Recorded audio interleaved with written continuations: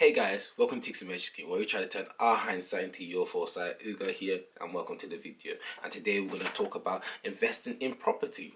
Now, obviously, investment in property is probably one of the first things everybody hears and everybody wants to get into, and especially when we talk about multiple streams of income, especially when we talk about investing in ourselves or having something to our name. There's a lot of things that people come into. Now, obviously, the first thing I'll talk about is why is property even a good way to go? Why is it a good thing to invest into?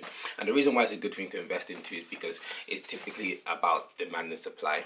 You know, property is something that generally people perceive to always go up because land and property and space is a scarce resource, and demand is only increasing with the population rising year on year, and the UK is just an island.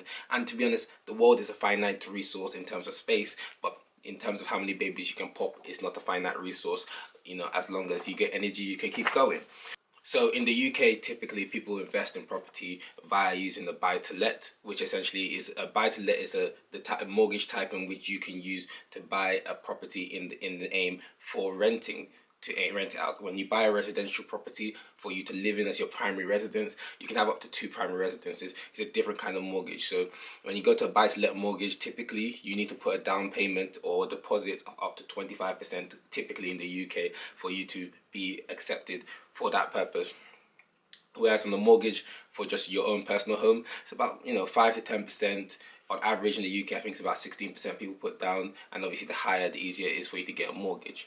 Now, obviously, when it comes to the buy-to-let, the mortgage, provided you have the down payment, the mortgage can sometimes be easier to get actually than actually getting your residential mortgage for your personal home, because when you are buying a property for the purpose of it to be rented out, then the main business case is for you to prove that that mortgage, that house, sorry, is actually going to be able to make the money on itself. That actually, the rent coming in, depending on the area and everything, will be enough for you to carry the mortgage and get some profit on top. Whereas when you're doing a personal mortgage, it's all about you. Your credit score, how much money you're earning. You're the only renter technically, so that's the reason why they're more scrutinizing when they're doing this. Now, when it comes to property, one of your first things that you need to think about is location. It's all about location that determines how much rent. But in terms of location, you want to look at property in terms of location of where you're buying or what your area is looking like in the next 5 years, next 10 years. And then that will ultimately, decide what you're going to gain from your property. And there's loads of different styles of property, but before I even go into the loads of different ways of making money in property, one, there's no guarantee you make money in property. As much as everyone thinks generally property prices always rise, there's a lot of areas within the UK that it goes down, and there's some places that are still recovering. As a typical rule of thumb, in the UK, everywhere kind of generally follows London, not at the same time. So it's like, if London is going up, then if you look at, maybe more north, maybe they're like 2 years far removed from going up, or 3 years, but it's not complete, it's complete science. But typically a property you can go down in value based on loads of different things, whether how the house was maintained, how it was built, does it have infestation, structural problems, damping, all these things. So when you're looking at properties, you need to think about it wisely. And investing in property comes with a lot of risk, because ultimately you're putting your capital out there, and a lot of people have gone bankrupt and not been able to handle it, especially with the new laws that have changed for landlords and all those things. And those kind of things we'll go into in a future video, not today. But even in terms of property as well, with different property styles comes different margins, different profit margins of what you can make. So people think, okay, I'm going to buy one property and all my days that's me making money, when for some people the only amount of money they're actually making when everything is paid might be about maybe £500, at the end of the month. But at the same time, in terms of an investing sense, you want to think about it. £500 made passively is probably worth more than £2,000 made actively. Sorry. So essentially, you work all your hours for that month and make 2k, but you didn't do anything much, and you made £500, and you still have all that time to go and make more money. So that's, there's pros and cons with property, but understand, when you have a property, you have responsibilities as you become a landlord. Now, into the different ways for you to invest in property. Now, traditionally, the main way is buy to let. It's simple. You just buy it and then you go about it. Then there's obviously loads of all these other styles that have all popped up over the years of coming. Some of them are good, some of them are bad, some of them can be shady, some of them cannot be shady. So whenever you go into any of these things, you do your due diligence, you do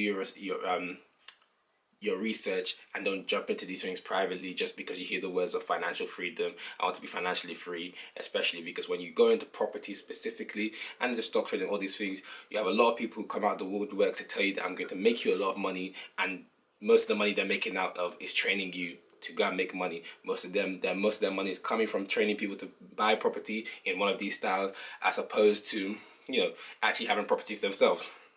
So in terms of these styles, obviously there's single let and multi let. So single let, essentially you buy, you buy one property and you rent out the whole home to a single family, or to a single person. Sometimes you'll see that they'll put the property in one of your friends' names and all of you guys are living there. That's classed as a single let. A family home is a single let, so you just rent out the whole property in that sense.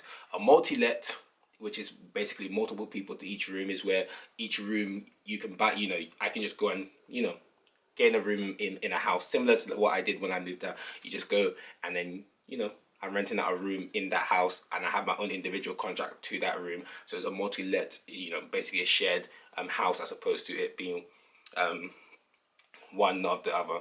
And obviously there's pros and cons for each of them. It can be simpler if you just have a single let because it's all tied to one person. Typically they're all friends or their family, and there's more longevity. But multi-let, you may be able to charge higher rents because typically you could bring it down lower. Maybe a 2K home that you probably get more. 2K 3-bed home, you probably would be renting each of those rooms out for maybe £800, so you're probably making £400 on top. So that's different, but it's about levels of security, etc. There's something called HMOs, which is house of multiple occupancy. So when you get to a home which is over 3-4 bedrooms, then it becomes a HMO, and they have their own special licenses to operate, and not in every borough or council would you actually be able to operate them as freely. I know some areas have been cracking down on HMOs, but obviously these are ways to accelerate. So imagine like a flat, some people a flat block,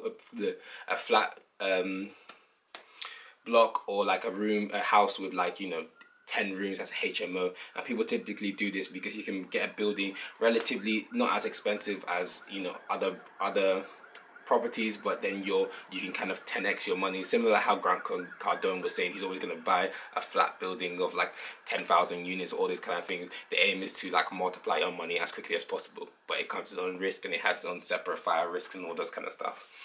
Obviously there's other areas called lease option agreement.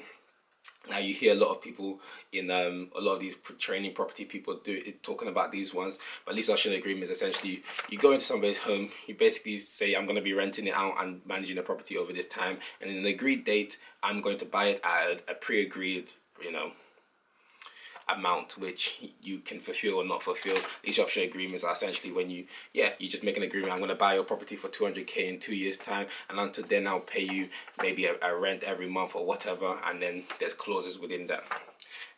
That one I'm not particularly too tough of a fan, but if you can use that, that's your own. And then the other two is rent to rent and rent to SA, which is rent to service accommodation, which is basically when people rent out a property or rent out a room to rent it out again to somebody else. When these properties guys are talking about it, the reason why they don't call it subletting is that what they do is that they buy these things for a company, and they basically form a corporate let agreement, which as for their company, they're able to rent your room off you, give you a guaranteed rent month to month, and then they'll rent out that room to another person either via Airbnb or one of these management sites that puts it on booking.com, and then that's how they do it. As well, same thing as rent to service accommodation. You basically rent out a room that somebody already has. Typically these are landlords who are tired of managing their property, because managing a property is long, and they'll basically take a guaranteed one, and then you take care of the maintenance and everything. And then rent to SA is especially for business people and stuff like that. You make service accommodation, you provide towels, you provide all these things, as opposed to just providing a space for people to rent. And then business people, they'll come, and again that comes down to location where people would buy to come there and rent in that sense. And then that's what rent to SA is. And then there's one that's a little less passive, a little more passive, which is REITs, which is real estate investment trust, which is basically you can invest in these directly to a platform which takes money collectively. You put £10 in there, and that might be 1% in a property or 0.01% property, and then they'll share the dividends. You can also buy REITs on the stock market and invest via that, and then you receive a dividend based on their earnings or profits, and these can be in different kind of sectors. So there's multiple ways to invest in property. There's also buying land and becoming a developer. There's also buying land and holding land, or renting out the land to be developed for farming, or doing that, or developing all these things. And these are all spaces you can get into. It's just about how do you exploit the market. Now all these strategies are the smartest or the worst, so make sure that you are sensible about what you're doing. Again, when it comes into property, I look at it as kind of, three main things. What's your interest? Is it just about acquiring assets? Is it about capital gains in terms of appreciation on the assets? Or is it about cash flow? And sometimes you might have to use different strategies to essentially prioritize one over the other. If you're buying it and then you're holding it for 10 years, you're looking for capital gains. And maybe if you're living there by yourself, most people when they buy a house to live, they're hoping for capital gains when they sell it, which is basically the profit on top. Cash flow essentially is like, maybe it might not be profitable in terms, the area might not be going up that quickly. So in 10 years time, it might actually lose value. But in terms of cash flow, are you getting rent every month? Are you getting, that £500 net or £1,000 net, depending on what you're doing every month from your tenant? And are you also thinking about non-occupancy times? So that's the cash flow point. So then for some people, it's just about acquiring assets. It's not necessarily whether it's going to gain anything. It's just about acquiring an asset that they can now have some security towards, putting their wealth in towards just like securing it. It might not, even though there's like a recession or whatever, the property may still bounce back in value. You still have a tangible asset there that you can secure your debts to. So if you own a lot of money, people will just have a house as an asset to cover any when they're moving mad on their monies, because life is moving mad. So you want to look about all these things. Now again, coming into property is a techie game. You want to be smart about it, and again, you want to understand that when you come into property, you're now responsible for a fixed asset that is in a fixed location. And as we become a landlord, or a property manager, there are responsibilities that you have to the people that you're living in there. There's also other property strategies that I didn't really talk about. Typically, especially on capital gains, there's one called BRRR, which is basically buy, refurb, refinance, and resell. Especially, basically, you buy up a house that's trash, you rebuild it, refix it, then refinance it, because the valuation will go up, and then sell it or refinance it, pull out the money, and then invest in another property. So depending on the strategy you're looking at, there's different areas and barriers. Obviously the main barrier for you is, do you have P's? Have you saved up to 25%? And typically sometimes, but that's why some people partner up. Somebody was talking to me about let's go let's partner up into investing in properties and stuff like that. That may be a vehicle to doing that. Obviously this game is a bit techy, so make sure that you trust the people that you're working with. Typically some people buy properties closer to where they live. If you buy a property that's not closer to where you live, then your main aim after buying a property is finding a good property manager or a good estate agent to manage your property. Because honestly, you may think you're saving 10% on the rent to go and manage your property and be driving up to freaking Newcastle from Manchester, which it's not too far, to go and see your property, but it becomes long. You're responsible for the maintenance and all those things. So make sure when you're looking at your property, you think about how you're going to maintain the property, think about who's going to manage your property, make sure you get a good estate agent if you're not going to manage it yourself. Remember, when you have the property, you think about the roof, you think about the electrics, you think about the structural, you think about whether it has any damp, you think about whether it has Japanese tumbleweed in there that will reduce the value of your property. Google what that is.